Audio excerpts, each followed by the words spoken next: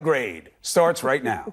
What a compelling case, Chris, that you just made. It reminds me of that old phrase, history doesn't always repeat, but sometimes it rhymes. When you describe the idea of some people acting against their self-interest just so that somebody else could be beneath them, I mean, that's a thing we've heard about from the sharecroppers and the slaves. We've heard about this notion of how we always want to pit people against each other to make sure that somebody is always less powerful, and we're not learning this lesson yet. Where were you when I was writing this? I needed all that verbiage you just said. It was better than what I had. No. Next time, I'm going to have to call you first. Laura Coates, I look forward to the show. Thank you. This is CNN Tonight. I'm Laura Coates, in for Don Lemon tonight. And a new embarrassment for the White House and President Trump. And by the way, another example of the failure of the White House vetting process. Congressman John Ratcliffe, a Texas Republican who the president chose just a few days ago to be the next director of national intelligence. Well, he was forced to withdraw his name from consideration even before he was officially nominated. Sources telling CNN that Trump was privately voicing concerns about whether Ratcliffe would be confirmed, and with good reason. Not only were Senate Democrats lining up to oppose his nomination, but one Republican Senate source told CNN that there was no support for Ratcliffe on their side of the aisle either. There were concerns about his lack of national security experience and questions about whether he exaggerated his professional background. But incredibly, President Trump ignored those concerns, at least publicly, instead blaming Ratcliffe's withdrawal on his target, the media, and stories that were being reported.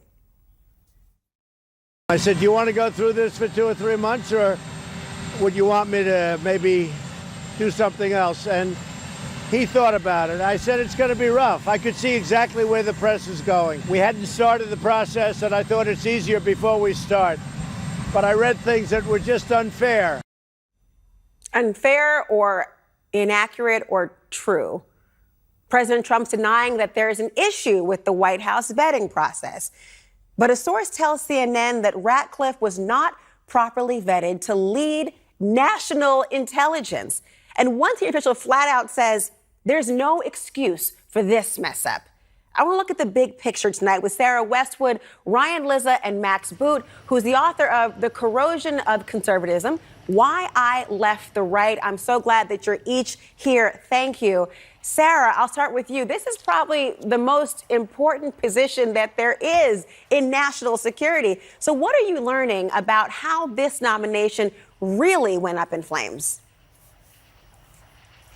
Well, Laura, sources tell CNN that even though President Trump was enthusiastically continuing to back Ratcliffe this week amid that steady drumbeat of concerns from Republicans and Democrats alike, he was privately expressing concerns about the ability to confirm Ratcliffe, given that over the past few days there had been questions about his experience in national security and intelligence, about his ability to be independent, his partisan background, and even concerns about him potentially embellishing his record. There had been virtually no vetting done of Ratcliffe. Sources said that President Trump pulled the trigger on nominating Ratcliffe after he watched his performance at the Mueller hearings last week. It's even drawn comparisons to the nomination of Bronny Jackson to lead the Department of Veterans Affairs. That's a nomination you'll well remember that went up in flames because there was no vetting of Jackson. And so Republican senators, even allies of President Trump, had been contacting the White House, expressing those worries that he would have a difficult road to confirmation. Democrats, too, had vowed to block his nomination, Laura, not in no small part because of those worries about him bringing partisanship into the intelligence community. I mean, Max, as Sarah mentioned, Ratcliffe is accused of fabricating parts of his resume. And of course, we have seen the president auditioning people before as they are, I don't know, playing up to him in some way and having that audience of one. And top Senate Republicans said they didn't even know him. So how do you think this went so wrong, Max? Is it really just about the vetting, or was something else at play? Well, I think what it really demonstrates, Laura, is that President Trump shows an outrageous lack of interest in actually doing his job. The Director of National Intelligence was a post that was created after 9/11 to prevent another attack on the American homeland. This is one of the most important jobs in the U.S. government. But Trump gave less attention and less foresight to choosing a nominee than he would to choosing an interior decorator for Mar-a-Lago. He just kind of did it on the spur of the moment last Sunday. Politico, for example, reported that he called Richard Burr, the chairman of the Senate Intelligence Committee, and said, what do you think about Ratcliffe? And Burr said, I have no idea. I don't know anything about this guy. Let me get back to you. And then half an hour later, Trump tweets it out that he's nominating Ratcliffe. So he did not give this the kind of consideration that this important job entails. And now you're seeing the disaster that occurred. There's a good reason, Laura, why in the past presidents typically did their vetting before announcing a nominee, not after, to avoid these kinds of catastrophes. I don't know. Are you saying they should actually not tweet before one speaks? I mean, they should actually have vetting? I don't know. Well, let's hear for a second, I know, Ryan. It's a novel idea, right? It's novel. I don't know what you're idea. talking about. It's crazy town right now, Max. But, you know, Ryan. Very old-fashioned, yeah. Let's listen to what the president said today about his vetting process. What does it say about the White House vetting process? Well, no, you vet for me. I like when you vet. The vetting process for the White House is very good, but you're part of the vetting process, you know? I give out a name to the press, and they vet for me. We save a lot of money that way. Ryan, we both have kids. This is kind of like when your kid says to you, I could tell you the answer, but why don't you give me the answer instead, knowing they haven't actually done the work here. So, Ryan, let the media do the vetting and save money. What? I mean, he treats this process so cavalierly. Look, there have been White Houses that sometimes leak names to the press to see what comes back, but Trump just relishes in making this process completely public, and frankly, just doesn't care if it ends up humiliating the people who are in contention for these jobs. So what does that tell you if you are someone who might at this point want to serve in his government? It tells you, one, that you're going to be, on your own, and at the first hint of trouble, you're going to be dropped by the president, and that he'll treat this essentially like a game show. He doesn't treat the process seriously at all. And look, if the Senate liked this guy, Mitch McConnell will fight for someone that he likes and thinks is good, right? There have been nominees who have had serious issues that Senate Republicans push through anyway because, for ideological reasons. But Ratcliffe had no support among Senate Republicans. I mean, forget, obviously, Democrats. There were no Democrats that were pushing this guy. And that's the real reason that he was thrown overboard at the first hint of trouble. He exaggerated his resume. He said, he claimed to be some, strong fighter of terrorism when he was a prosecutor, and he exaggerated his resume on this case that dealt with undocumented immigrants and poultry. Look, if Republicans thought he was a good nominee, they would have glossed over that and pushed this guy through. But he was not qualified for the job in the eyes of most Republican senators. But, Max, this is not the first time we've heard about this in terms of there's a growing list of high-profile picks that have actually had their names pulled. I mean, including June's withdrawal of Patrick Shanahan as defense secretary. We've long talked about a vetting problem here, but why isn't the administration, I mean, look at this screen, this list of people who have been forced to actually withdraw. Why isn't the administration, Max, learning from its mistakes? They're obviously aware of them. Well, they can't have any kind of normal policy process or vetting process, Laura, because Donald Trump is so averse to anything that smacks of regular order. I mean, he's always run, whatever he's run, and for most of his life, it was running the Trump Organization, which was a very small family-run company. He's run it kind of by the seat of his pants, just kind of waking up one morning and saying, this is what I'm going to do, then waking up the next morning and doing something else. And he is completely averse to being regimented. And he's gotten rid of anybody who's tried to impose any order on him, which is something that, for example, H.R. McMaster, the former national security advisor, tried to do. And as a result of that, they had a big falling out between him and Trump. And so this, it's amateur hour in the White House, and it doesn't matter how long Trump stays in office. It will always be amateur hour because he will not learn, he will not change his ways, he will not professionalize, he will not do what previous presidents did. And for him, kind of breaking China and destroying things is part of the fun of being president, unfortunately, and the rest of us have to pay the cost for that. So, Sarah, I mean, Ratcliffe is obviously out now. So who is Trump looking to nominate now as DNI? Well, Laura, we've heard a couple of names. One of them, Fred Fleitz, is the former chief of staff to National Security Advisor John Bolton. He has a background in the intelligence community. He served in the CIA. Also, Pete Hoekstra, he's currently the ambassador to the Netherlands, so he's already been through a Senate confirmation process. There's thinking that he could perhaps be a bit of a easier lift for the Senate to confirm. He was also the chairman of the House Intelligence Committee, so again, more of an intelligence background than John Ratcliffe. But really, there's no clear list of frontrunners for this position. Ratcliffe was a surprise pick, as we've already discussed.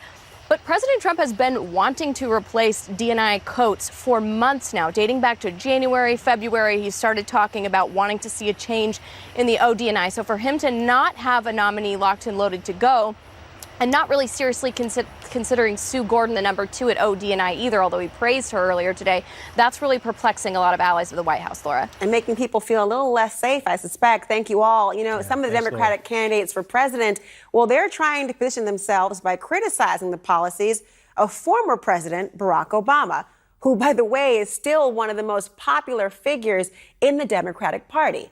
Will the tactic work, or is it political suicide that may play right into Donald Trump's hands? We'll talk about that next. In this week's debates, exposing a rift in the Democratic Party.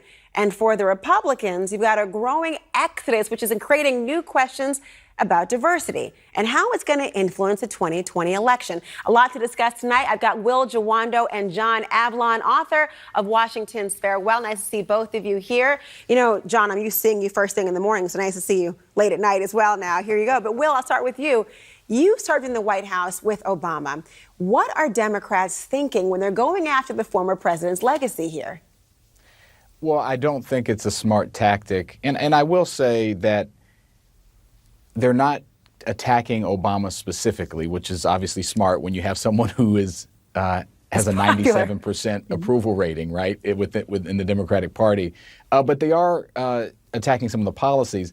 And the real smart thing to do here is to say, look, we want to build on the great success of President Obama. You know, it's like we're saying when FDR passed Social Security in 1935, you would say, oh, we didn't go far enough. Or when LBJ passed Medicaid and Medicare in 65, that wasn't far enough. No, we've taken great strides with the Affordable Care Act, for example, but now we need to cover more people. It's still not right that 28 million Americans don't have insurance, and here's what I want to do to build upon that work. And that's the message I think we need to have. This circular kind of firing squad, as your lead-in says, I do not think is the right long-term strategy, and I hope that we will see that start to change over the next few debates. I mean, John, Will is right. I mean, Obama is incredibly popular. He had a 95% approval rating in the last year of his presidency. So are we taking some steps back if you're the Democratic Party? Is it political suicide to attack either Obama or even hint at attacking his legacy? Look, it's a big mistake for the primary reason that it plays into Donald Trump's reelection playbook. Right. He's depending on the narcotic and negative partisanship. It's hoping that folks will ignore what he says and does, instead focus on the idea that Democrats are radicals, socialists, extremists. And so it's a mark of how much the political debate has become a little bit unmoored from the realities of governing. That you saw in the debate stage, a lot of folks take shots at policies that Obama backed, that he advanced under great political heat. And so it's just a gut check moment for the Democratic Party. If you want to say that positions that Barack Obama held are now far outside what's acceptable to the Democratic Party, dismissing them as Republican talking points, the idea that, you know, if you're going to propose a single payer as opposed to a public option, that even asking how much it might cost is a Republican talking point, that's not a strong sign of having an argument rooted in reality, and it's a danger sign for Democrats going forward. Well, I want to go to the GOP now, okay? Because you got 8 House Republicans who've said that they won't run for re-election in 2020, including Congressman Will Hurd, who is the only black Republican in the House. What happened to the Republicans' push for diversity we kept hearing about? Gone? Well, I don't know if it really ever existed. You know, Michael Steele tried to make a push at it, and you saw what happened to him. You know, I think Will Hurd and many others are just frustrated. When you look at the tweets of this president, the silence of the Republican majority in the Senate, for example, and in those in the House, it's hard to stand by if you're someone who thinks that every American has an opportunity to succeed and that we all should have the same rights in this country. And so I think you have people just saying, I can have a bigger impact on the outside. But to the last point, I think, again, this is what we should talk about in the debates. People trying to take away health care, people talking about my home state of Maryland and Baltimore being a disgusting rat-infested city, and meanwhile not giving any help to those cities. So I think that's what the Democrats should focus on, and I think that's why you're seeing Republicans start to step away, because they're just throwing their hands up and saying, especially in these swing districts, I can't even win anyway. So, John, I mean, can Democrats capitalize on this and strengthen their hold on the House in 2020? Of course they can. All these Republican resignations are an opportunity for Democrats, but they've got to be playing the politics of addition, not division, to do it. This is not we're facing sort of it's in a republic if you can keep it moment in this upcoming election. And so Democrats got to be careful to be putting an inclusive vision out there. And for the Republican Party, I mean, George W. Bush sincerely reached out. People forget that back in the era of Dwight Eisenhower, I did very well among the African American community. It was the party of Lincoln for a reason. But beginning in 1964, this shift really started to take place, and Donald Trump is the most extreme example of that so-called Southern strategy, where he's not even trying to hide it anymore. The problem is that when good folks leave Congress because they want to have more influence on the outside, that's right up there with spend more time with your family. The problem is to speak in their mind is a disqualifier within today's Republican Party. So we need more Republicans to speak their mind and stand up to some of the unacceptable statements emanating from the White House, realizing that it is a total gutting of whatever claim the Republicans had to being the party of Lincoln. It's deeply divisive, and we need more uniters in politics and less dividers. And I don't think it's a coincidence that the 4 Republicans that spoke out against the president's treatment of 4 members of Congress, some of them have already announced they're resigning, others are rumored to be resigning. And quite a coincidence there. I mean, it's a sad day when you have to leave government as a public servant to serve the public. Thank you, gentlemen, for both of your time. I appreciate your thoughts. My next guest has some very strong words for President Trump. We can no longer allow a white nationalist to be in the White House. Presidential candidate Governor Jay Inslee has more to say right after this. The presidential field looks to draw a clear contrast between themselves and President Trump. One candidate says the climate crisis is the most pressing issue for 2020. Governor Jay Inslee of Washington State is offering a detailed plan on how to deal with it. And he joins me now to talk about that and other issues. Welcome, Governor, to the show. It's nice to see you. Thank you. Thank Weather you. looks good back there in Seattle, I see. Beautiful. It's gorgeous. I want to start with the clip from the debate, if we can. Here are your words. I think we're missing 2 central statements we need to make. Number 1, we can no longer allow a white nationalist to be in the White House. Number 1. And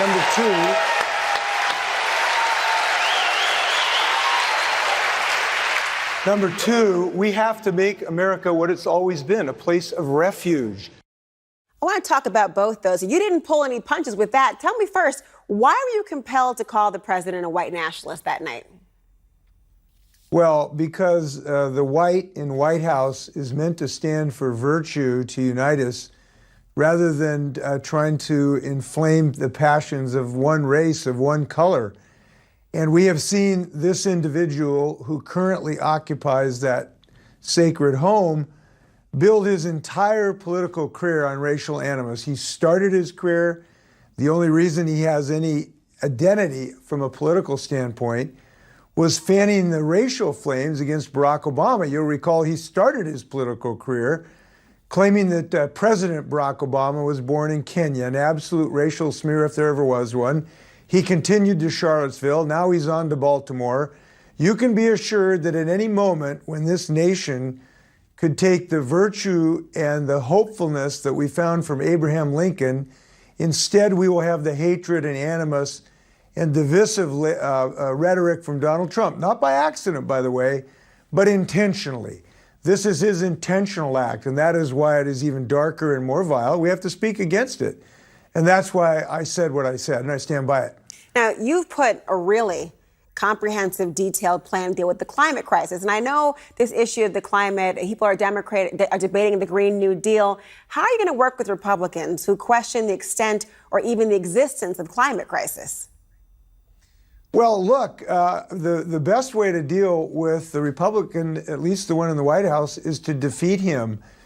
He has called climate change a hoax, where the entire scientific community, using our tax dollars, by the way, have paid for the science to show that this is a real threat to our safety. And by the way, climate change is not just a singular issue, it's all we care about. It's our health, with more people getting Lyme disease and our kids getting asthma. It's our economy, with billions and billions of dollars we're paying through the nose for insurance premiums now because whole towns are burning down. I went to Paradise, California, a town of 25,000, burnt right to the foundations, the Midwest, with billions of dollars of losses in our farms. It's our national security. Look, the Pentagon is telling Donald Trump that we face national security threats because of mass migrations that will occur and are occurring already, and the climate refugees that we're already seeing. So this is something that impacts all of us in every state and is only going to get worse. But it is also a huge economic promise. So the first order of business is to remove Donald Trump where he can't do any more harm. And we've got to elect a few more members of Congress as well who do not deny climate. Now, the fact of the matter is the entire Republican Party now is cowering. They will not stand up against Donald Trump. And if they won't, they just need to be defeated. Well, and Governor, the immediate plan. Well, Governor, I got to ask you, I'm glad you pointed out people try to compartmentalize climate change and try to separate it from everything else. But it also has a very big impact on communities of color and other underserved communities. What do you propose to do to ensure that environmental injustice does not continue in America and across this globe, frankly, but particularly for communities of color? Well, what we know is the first victims of the climate crisis are frequently communities of color, of poverty, indigenous communities. I've seen them across the country. In Detroit, I met with the folks, predominantly black community in zip code 48217. They live next to refineries. As a result, their kids have terrible epidemics of asthma. I've talked to people in Florida with heat problems. I've talked to people in the West who can't breathe because of the smoke from the fires. So this is a health issue, and so I've embedded environmental justice in all of my climate plans to defeat the climate crisis. And I think this is an opportunity to restore racial equity and reduce income inequality, because we can put 8 million people to work in union jobs, rebuilding the infrastructure of this nation. This is an economic development opportunity. It's a good news story as well. If we seize the vision statement that I have that is unique amongst all the candidates, and it is unique, and by the way, if you share my view on this, I hope you go to jayensley.com and make sure that if you can send in $1 to make sure I remain on the debate stage. We need to keep climate change on the debate stage in the democratic process. I'm committed to that. Governor Inslee, thank you for your time. Be right back. Thank you very much. Every time I see that video and see a human being on the ground like that, he said, "I can't breathe," 11 times. 11 times. Today, the first step toward justice for the Garner family. In an NYPD court hearing, a judge recommended Officer Daniel Pantaleo should be fired. Pantaleo is accused of using a chokehold on Mr. Eric Garner, a tactic that was prohibited by department guidelines. Now, through his attorney, Pantaleo maintained today that not only did he do nothing wrong, he acted the way he was taught to act. Pantaleo has been on desk duty since Garner's death, but effective today, he's suspended. New York City's police union president, Patrick J. Lynch, is calling today's decision ludicrous. Today is one of the saddest and most damaging days in the history of New York City and the New York City Police Department. I'm sorry to say that we have to tell our police officers, take it a step slower. Make sure we're thinking. Make sure you're making decisions in 7 seconds, because you won't get backing. You're sorry to say you have to tell a police officer to think and to slow down and make a good decision? That is what's ludicrous here? Well, Eric Garner's children joined CNN's Brooke Baldwin earlier today. Here are their words. Eric Garner is gone. I can never get my father back. Do us a favor as a family and make this right. Justice for Eric Garner would be firing Pantaleo. Standing with the family of Eric Garner who suffered for the past 5 years. Stand with the children and grandchildren of Eric Garner who have been suffering for the past 5 years. Make the right decision and fire this officer. Well, a decision was made, remember, just last month when the Justice Department, after years of back and forth between the Civil Rights Division of the DOJ and the U.S. Attorney's Office of New York, they announced that they would not be pursuing federal charges against Pantaleo. Now, in a case that stretched over not one but two Democratic-appointed attorneys general, the final decision was actually reached by President Trump's Attorney General, William Barr. The family did file a wrongful death lawsuit against the city of New York, and they reached about a $5.9 million settlement. Meanwhile, Pantaleo, on desk duty, remained on the NYPD payroll. But this case is bigger than one tragic incident. It galvanized a movement. When the news came out that a grand jury would not indict the officer just 5 months after Garner died, and 2020 Democratic hopeful Bill de Blasio to take action. Our country, and to make sure it's a country that puts working people first. Thank you, Mayor de Blasio. Senator Michael Bennett.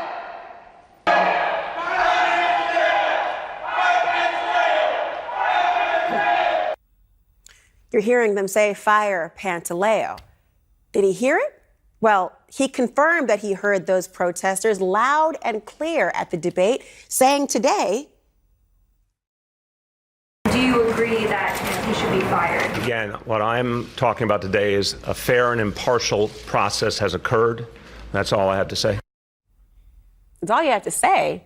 That's surprising, given that at the debate, you demanded a straight answer from other candidates when they were asked direct questions. I don't think I'd consider your answer just now a straight answer. And by the way, neither does his daughter, Emerald Garner. He still hasn't said that Pantaleo has done something wrong.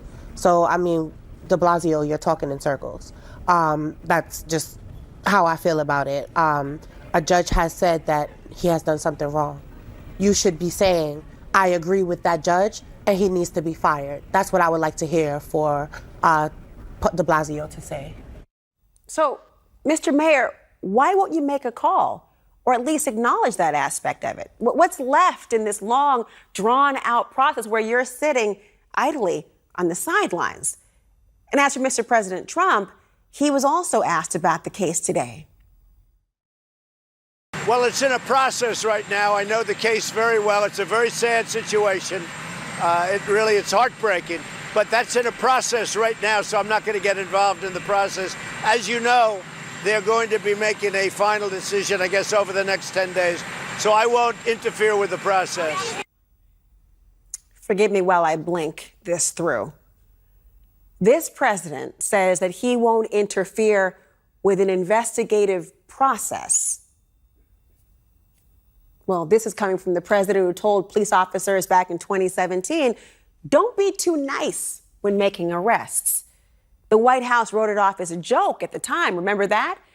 When the president says this is a sad situation, heartbreaking, you have to ask, is he talking about Mr. Eric Garner, the man who is no longer alive and told you couldn't breathe 11 times? Or is it the law and order president talking about Officer Pantaleo? Now, the question of Pantaleo's future falls to the NYPD commissioner. And as we're all awaiting his decision, we need to ask ourselves a few questions. If Eric Garner were white, would he still be alive today? Would the police maybe have interacted with him a little bit differently? Our society continues to deal with institutional racism and implicit and explicit bias. I believe the deference that was given to Officer Pantaleo is really the embodiment of that. And it was at the expense of an African-American man's life, at the expense of a human being's life. Remember, Garner, unarmed, was allegedly selling loose cigarettes outside of a beauty supply store before he was confronted by Officer Pantaleo. There was no allegation of a violent crime. Nobody was in danger. No one was in harm's way. Well, I take that back. Except for the man who told you 11 times that he could not breathe. So again, in that situation, what's wrong with taking things a step slower to de-escalate what was not a violent crime or occurrence? And the police union has the audacity to have a problem with telling an officer to take it a step slower? Take it a step slower. Well, here's what slow looks like. Slowly being deprived of oxygen to the brain. Slow is 5 years to just suspend an officer who could not be bothered to take a second to think, to slow down and acknowledge that a human being, a father, a son, a man, was dying in an unauthorized chokehold. And now the clock begins again. We wait for the New York City Police Commissioner, James O'Neill, to decide Officer Pantaleo's employment fate. But for Eric Garner and his family, that fate was decided 5 years ago. And as for justice, it's not just Pantaleo who's been suspended. We are all still in suspense. We'll be right back. And actions matter. President Trump continues to use racist rhetoric in criticizing certain Americans and communities of color in general. Yet, he calls himself the least racist person in the world. So let's listen to the president in his own words. They're bringing drugs, they're bringing crime, they're rapists, and some, I assume, are good people. Donald J. Trump is calling for a total and complete shutdown of Muslims entering the United States. Look at my African American over here. Look at him. Are you the greatest? If you look at his wife, she was standing there. She had nothing to say. Maybe she wasn't allowed to have anything to say. You tell me. You had some very bad people in that group, but you also had people that were very fine people on both sides. On both sides. Well, where do we stand when racist language flows from the highest office in the land? And how does it impact our politics? Let's discuss now with Scott Jennings, Tara Setmeyer, and Bakari Sellers. Good to have each and every one of you here today. Thank you. Bakari, I'll start with you. I want to read a piece from Elena Plott in The Atlantic, and it's called "We're All Tired of Being Called Racists." She spoke with Trump supporters at the president's rally in Cincinnati just last night who don't like being called racist, but, quote, rather than distancing them from Trump, the accusations have only seemed to strengthen their support of this president. To back down, they suggested, would be to bow down to the scourge of political correctness. So, Bakari, you've heard this now. Who actually wins this argument? Well, I mean, it's an unfortunate tenor and tone, and it's unfortunate that we're at this place in this country at this moment. Let me say a few things. First, racism was here long before Donald Trump is going to be here long after Donald Trump. That's first. Second, Donald Trump is a racist.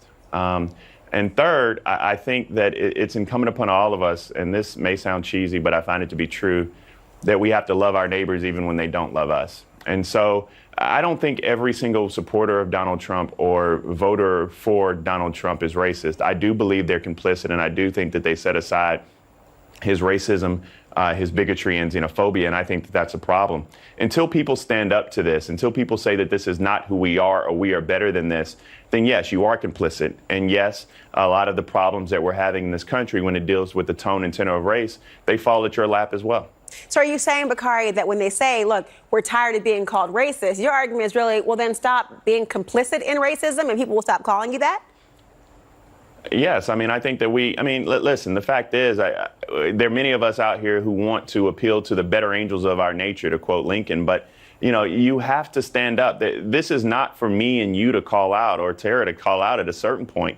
I mean, there have to be white people in this country, particularly the white college-educated women and white women who voted 53% for Donald Trump, and white male evangelicals who still support him and prop him up. I mean, racism's been around for a long time. We've been called all types of names, but people have to stand up. People of goodwill and good conscience have to stand up, and they can do that with no regard to their tax break. I mean, well, to that end, Bakari, to that end, Joe Lockhart did speak up on this issue. And Scott, I want to bring you in here because he's a former White House press secretary under Bill Clinton, and he tweeted earlier this week that anyone who supports a racist or a racist strategy is a racist themselves. And 2020, he writes, is a moment of reckoning for America. Vote for Donald Trump and you are a racist, he writes. Don't hide it like a coward. Wear that racist badge proudly and see how it feels. So Scott, I'll ask you, how will this play with Trump voters, given what Bakari Sellers has just talked about, the idea of complicitness and about whose obligation it is to speak up? Well, if this is the attitude and the message that Democrats are going to carry in the 2020 presidential election, I think they're going to be very disappointed with the results. I saw Joe's tweet and I saw him talk about it on television, and I thought about how many millions of people switched their vote from Barack Obama in 2012 to Donald Trump in 2016. There have been 3 studies on this. It's somewhere between 6.5 and 10 million people, depending on what data set you want to look at. And I'm wondering to myself, if Democrats are going to go knocking on doors in Wisconsin and Pennsylvania and Michigan and saying, listen, you can stop being a racist if you'll just agree to vote Democrat today, they're going to come away with a lot of slammed doors and broken noses, because Americans don't view their elections that way. They don't view their votes that way, and they don't want to be condescended to that way. And so, yeah, I think that message is what a lot of Democrats want to do, but I think they're going to be sorely disappointed with the results in Middle America if that's the direction they choose to go. Well, Tara, I want to bring your expertise. You're a strategist as well, and you have a lot of experience here in this issue. And I want to ask you, Donald Trump Jr. was addressing a Cincinnati rally, and he said that using racism has become the easy go-to button of left-wing politics. Essentially what Scott is talking about, the notion of if this is your go-to, you're not going to go very far. What's your response to that? Well, in the past, the progressive left would throw the word racism out, and a lot of times that it wasn't necessarily appropriate, right? It was kind of the way to shut down the argument. And as a Republican over the years, depending on the issue, I used to be like, come on, you guys are really overusing the race card. Sitting here today, I don't agree with that anymore. The fact that we're dealing with someone like Donald Trump, who has clearly demonstrated blatant racism. Former Speaker of the House, Paul Ryan, said that Donald Trump textbook racism when he went after Judge Curiel. And the list is very long and has grown longer since Paul Ryan said that in June of 2016. I look at it like this.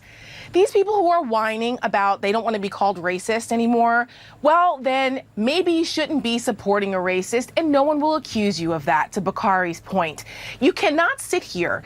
To Scott's point, maybe back in 2015 and 16, when Donald Trump's racism wasn't as blatant to some people, even though his record was pretty clear. But even then, you could say, all right, he's irreverent, he's racially insensitive, you can make excuses. An equal opportunity offender, I think was the phrase that was always used, Tara. 2019, you cannot say that anymore. You cannot make excuses. So if you don't want to be, then don't associate, or you don't care. You're telling people of color in this country that you don't care, that your tax break is more important, that your whatever offense you think that Donald Trump is fighting on your behalf for, all of those things are more important than the fact that there's an immoral racist in the White House. I have to leave it there, Tara. I wish I could hear from all of you again, but thank you for watching.